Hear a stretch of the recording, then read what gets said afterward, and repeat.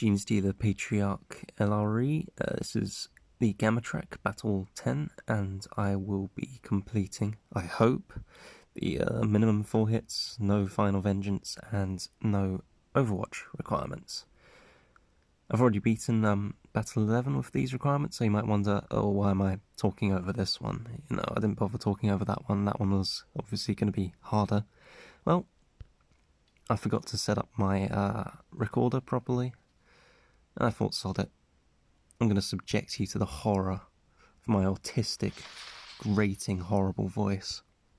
For your viewing pleasure, of course. Don't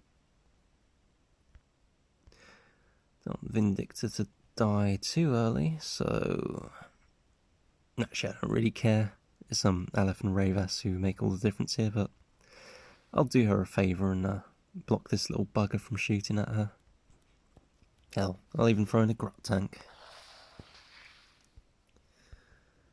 And that's a good demonstration of how useless a grot tank is against anything tall grass, which is definitely what I was aiming for there, and not just me not paying attention.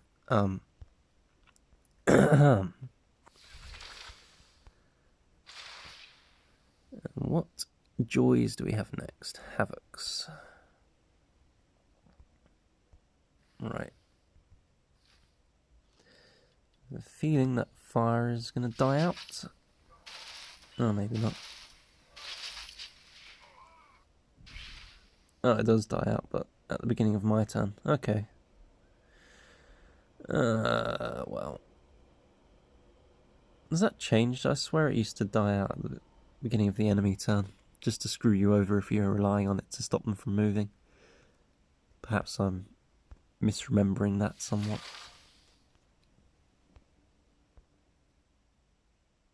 Aleph's on the bridge, so I only get hit by one bloodletter, so I'm alright with that. It's just a question of, do I summon in my Inceptors now? How many will I summon? It's always a good thing to note is you can check the active ability and it will tell you at the bottom how many summons you'll get. So 3 here. Same goes for Anafet with his Necron Warriors. I think what I'm gonna do is just fall everyone back. Hopefully out of harm's way, although I kind of doubt it.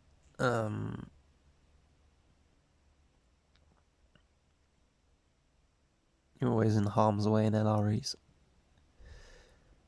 And Bellator, well, whatever. You can sort of body block anyone trying to come shoot at Vindictor. Not that they could anyway, but... So...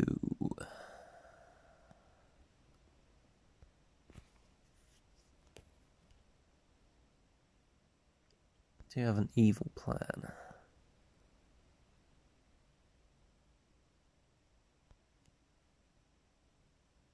Wondering if it's actually worth doing.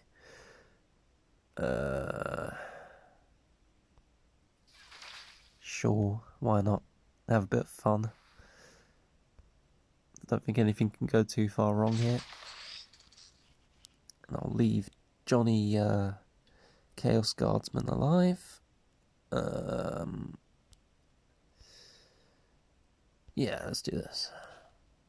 So block this bridge off. Bloodletters here can't really do anything.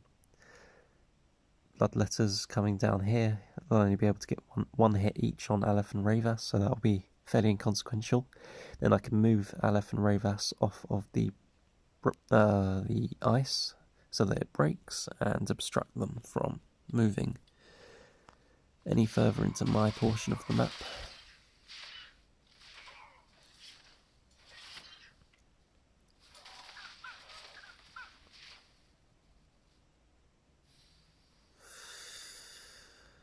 Okay. Looks like 3 Inceptors might just have to be my lot in life.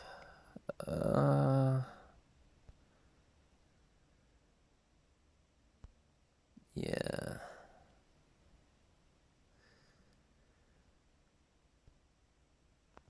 Problem is I'm trying to pretend that I care about whether anyone other than Aleph and Ravas lives, and to be honest, I just don't. So I'm going to stop pretending. I'm just going to YOLO some stuff, I believe is the scientific terminology.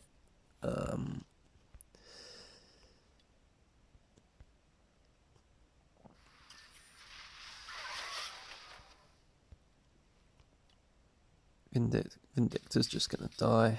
It's like, whatever. Unless I sacrifice Gibbous Scraps.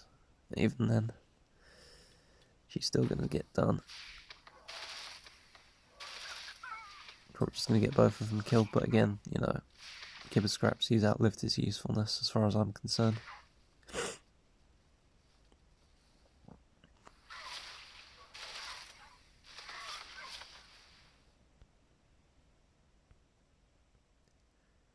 Chaos Terminators now with the buff that Terminator's got are really, really annoying. So much more difficult to take down than they used to be. They can really kind of mob you and block you in, and once they're in melee, if you have primarily ranged characters, then suddenly your ranged characters just won't be able to do anything to them. It can spell your doom quite quickly.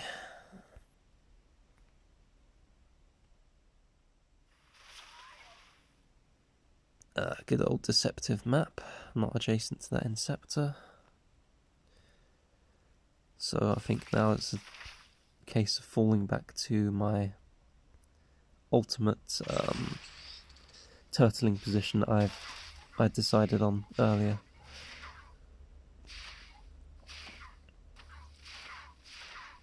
I'm not sure I really need to be turtling, to be honest. I think Aleph and Ravas can hold up just fine.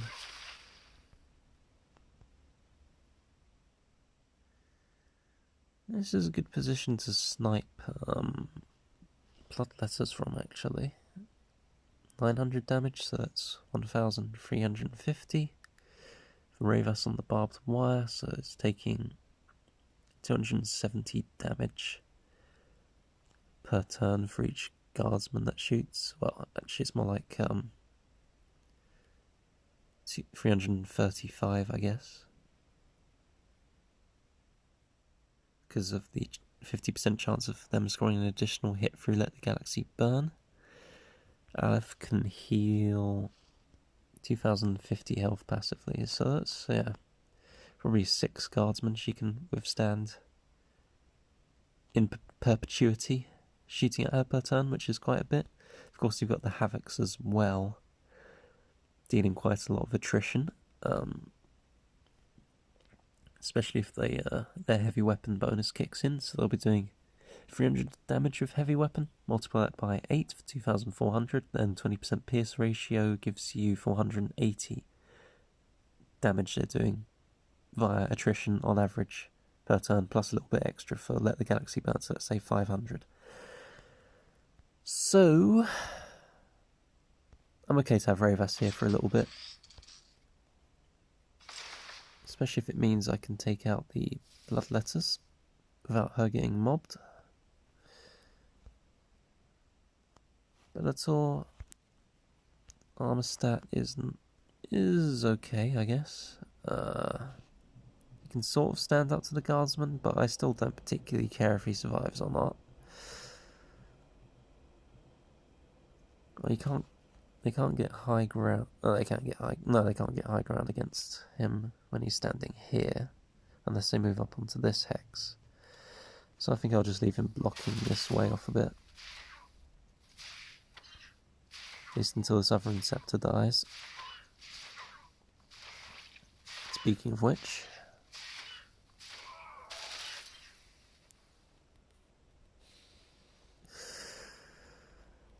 yeah, quite well surrounded now.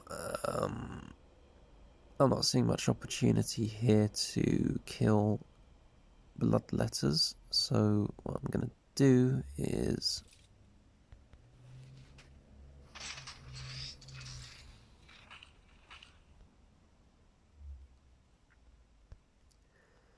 kill this Havoc, and then hopefully Ravas will kill anything, try and move into this hex here.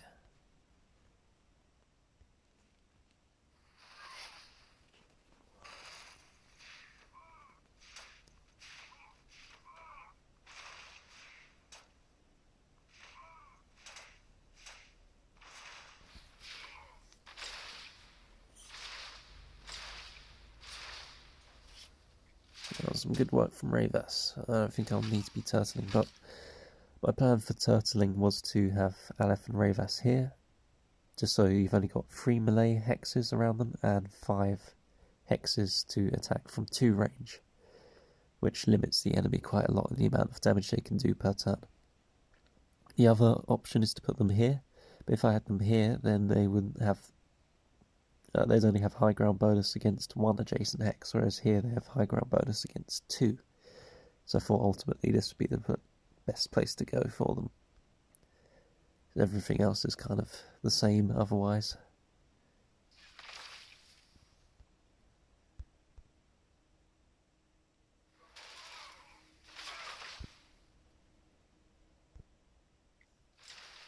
But yeah, no need to have any particular degree of caution now.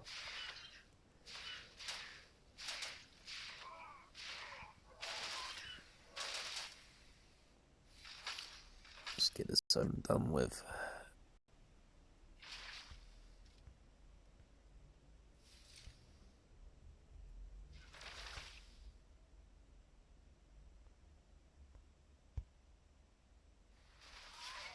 Make sure that no one can get high ground against Bellator, just because he is quite weak. Guardsmen would definitely take good chunks out of his health if they were able to shoot at him from high ground.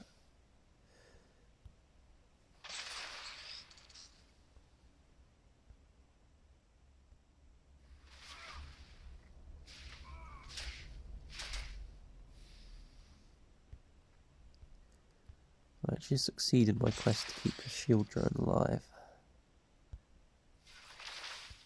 That's quite heartening. Okay, nothing to add to that, so I will finish there.